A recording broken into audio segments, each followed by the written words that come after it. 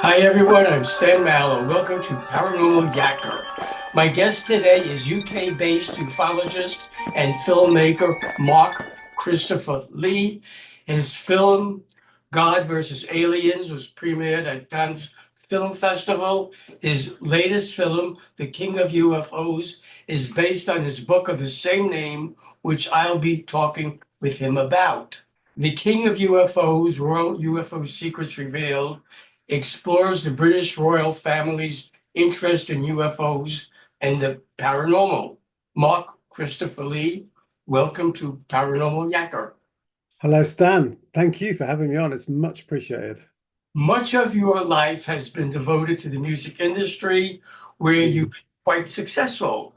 What with you being an award-winning composer, founding member of the cult indie band, the Pocket Gods, and in 2007 founded Nub Music, a record company whose roster consists of classic legends and cutting-edge new music. At what point, Mark, did your interest in music expand to the exploration of the world of the paranormal and UFOs, especially as it relates to the royal family? Sure, good question, Stan.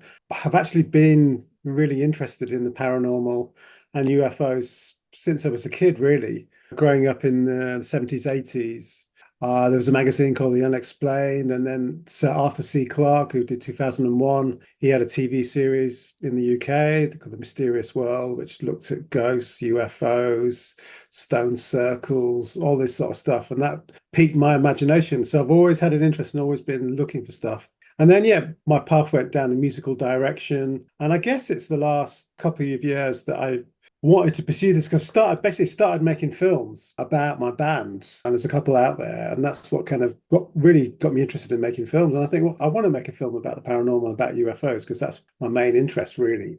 And the music thing is kind of, it's, I don't know, without saying too much, there's not much money to be made in music anymore, as my campaign has found out. So I wanted to diversify a little bit. And that's why I started making films. And then regarding the royal family, I was lucky enough to meet this retired police officer in England called John Hanson. And he's got this fabulous UFO archive in Stratford upon Avon, which is like Shakespeare's country. And he's got thousands and thousands of documented sightings. But amongst those, he's also got letters from the Queen, Prince Philip, Lord Mountbatten, just saying about their interest in UFOs and the paranormal. I was like, whoa, that blew my mind. I think, wow, if the royal family are into this stuff, then maybe us Brits should be too. Because in America, you've got the UFO disclosure movement, you've got far more interest in UFOs, UAPs, you've got Congress has got hearings, whereas in the UK, nothing. I want to try and use this film and book to try and kickstart some sort of UFO disclosure movement.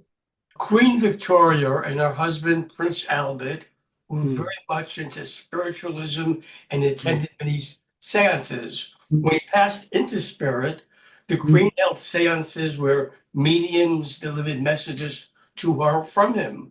What, mm. Mark, can you tell me about those seances? Yeah, I mean, that's very much because Queen Victoria was basically heartbroken once, her husband, Prince Albert, died. She wanted to find a way of contacting her dead husband, and seances and spiritualism just came out of nowhere, really. It came from the United States, where there's a big movement there, the spiritualists, and this kind of moved over into the UK, and she heard about it and she wanted to test it out. And she used to hold seances at Buckingham Palace, of all places. Everyone knows Buckingham Palace, but having all these weird seances and trying to contact various people. I mean, there was some famous psychics in England, Daniel Douglas Home and Robert James Lees. They were the ones that were giving messages to Queen Victoria, and it's alleged that these psychics made things levitate and things like that. So nobody knows exactly what the messages were given to her, but it was enough for her to keep continuing having these seances and meetings. And it was serious business at the time. And you had people like Sir Arthur Conan Doyle, the author, Sherlock Holmes. He was promoting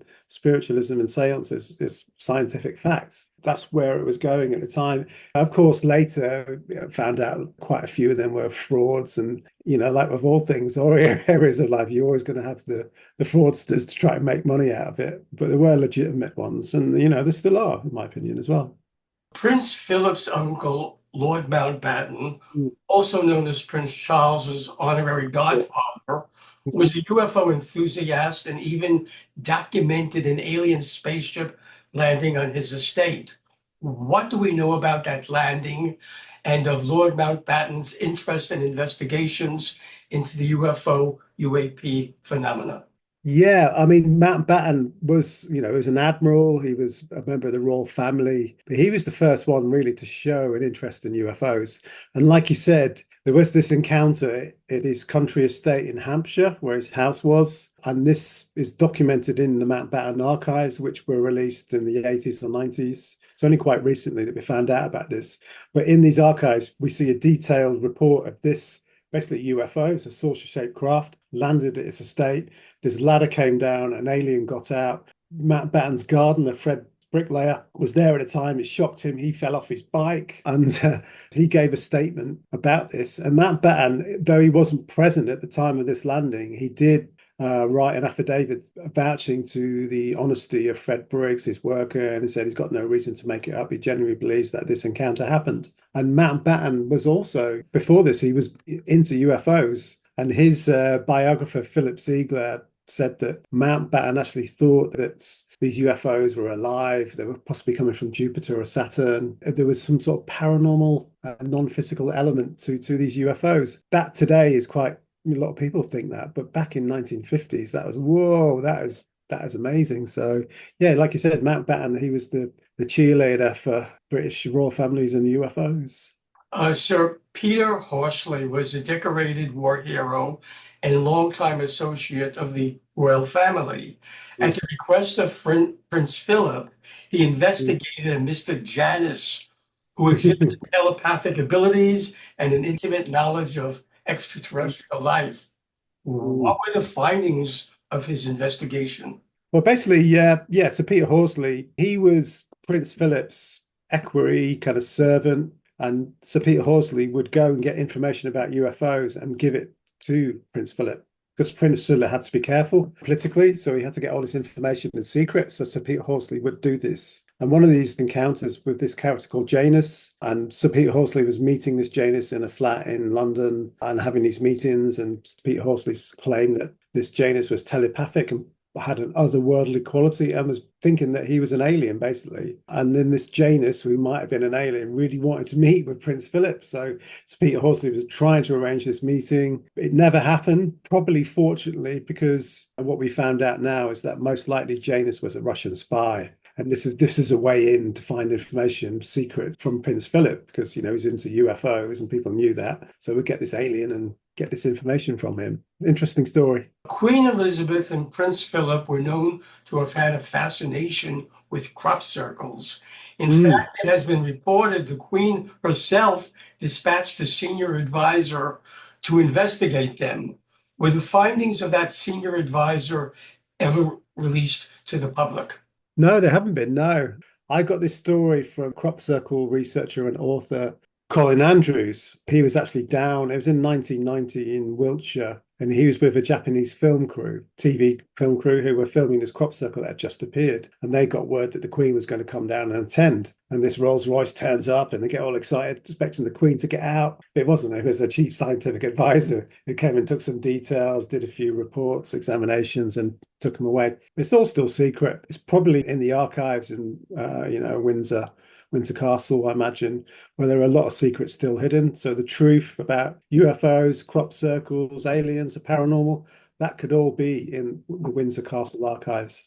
Since Paranormal Yakker is based in Canada, I would Mhm. be remiss if I didn't ask you, Mark, about claims that when Prince Charles, now King Charles, was in Nova Yeah, Scotia in Canada in yeah. 1975, he flew a UFO. Yeah, this is a fabulous story. It was a Canadian called Dan Costello. He was a diver at the time. It was 19, yeah, like you said, 1975 in Sandy Point in Nova Scotia. And Costello claims to have seen Prince Charles, who was stationed nearby on an aircraft carrier, HMS Hermes, as a helicopter pilot. There were these kind of Canadian and British military naval facilities at Sandy Point. And Costello claims to have seen Charles as one of three pilots in this weird UFO type craft. It had three dome-like projections, and it had a dual rotor blade, a bit like a helicopter, but then the weird bit, it had a blue ionic flame coming from the back of it, which was scorching the earth and turning it to glass. So it was some sort of weird electromagnetic helicopter, possibly not extraterrestrial, but a UFO, because we don't know what it is. It's probably some secret technology that the British, Canadians, and Americans were developing, because Charles was said to have been one of the pilots that took it to Langley, the NASA base across the border. Yeah, it's a mystery. And, Costello possibly thinks it's linked to Nikola Tesla, who actually did experiments in the 1900s in that area regarding, ionic propulsion and things like that. It's a weird story, but yeah, it's Nova Scotia. I mean, I'm a big fan of Oak Island and the mystery there, so it's another mystery. There is a modern myth, a bizarre one for sure, that the Mm. British royal family are shape-shifting lizards. Where, Mark, did this myth come from, and why do people believe it? It's an interesting one. I mean, historically, there is the myth in ancient Sumeria of these Anunnaki, these alien type lizard creatures coming to Earth and making us a kind of slave hybrid race. I think a lot of it goes back to that. There is, the legends of lizard aliens and things like that. So I'm sure part of it's that. But then, most of it's down to this British author, David Icke, conspiracy theorist, author.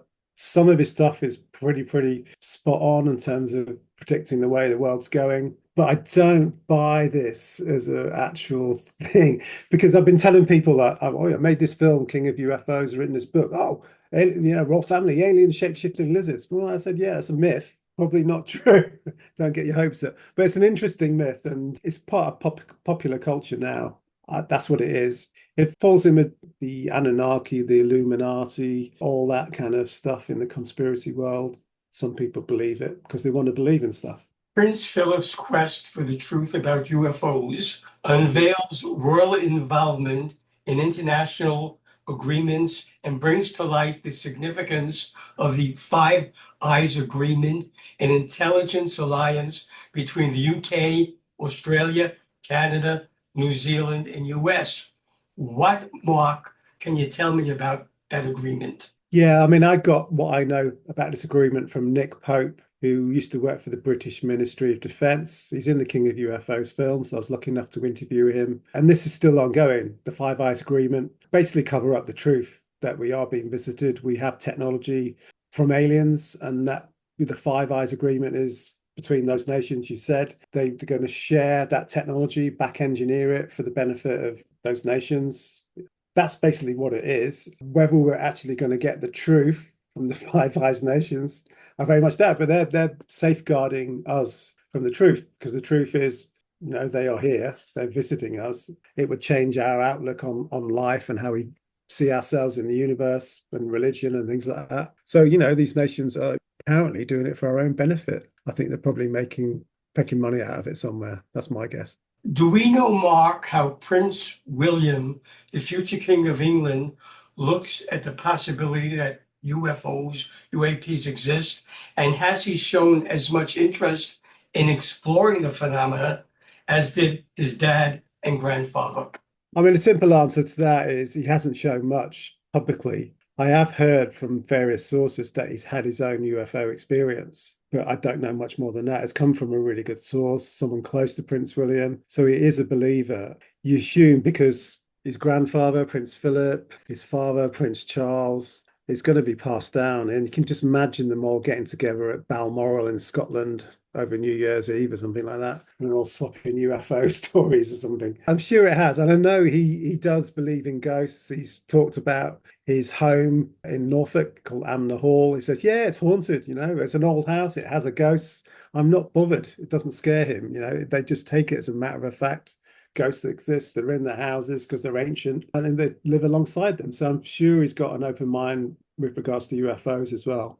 Yeah, Chris, I'd love for there to be a continuum in the royal family with UFOs, UAPs, and you have another sequel over there for your book, which would be great. Yeah. Should viewers of Paranormal Yakker want to buy The King of UFOs, Royal UFO Secrets Revealed, how, Mark, can they do that? It's simple. It's on Amazon. It's on Kindle. It's paperback. It's a hardback coming. So, and it's on, it's an ebook as well. Please read it. Let me know what you think. Get in touch with me. I'm on social media anyway. Anyone who's got an interesting UFO story, always happy to feature it in future films. So please get in touch. Thank you. Mark Christopher Lee, I thank you for being my guest on Paranormal Yakker. It has been a most interesting experience yakking with you. Me too. Thanks for the yak.